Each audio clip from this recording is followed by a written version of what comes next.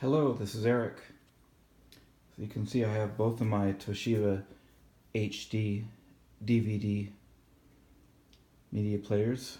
The one on the left is was their flagship HD-XA2, which has the malfunction. It will play DVDs, it will not play HD DVDs.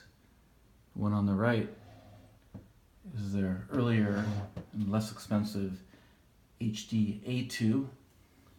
Seems to be working perfectly. I just tested an HD DVD and it works. And I also tested a DVD. As many of you know, the one on the right does not output 1080p, it only outputs 1080i. And I think it does not have the ability to bit stream the Dolby True HD, while this one will bit stream. I'm going to open these up and swap drives and we'll see what happens. I'll put the drive mechanism from this one into this one. Alright.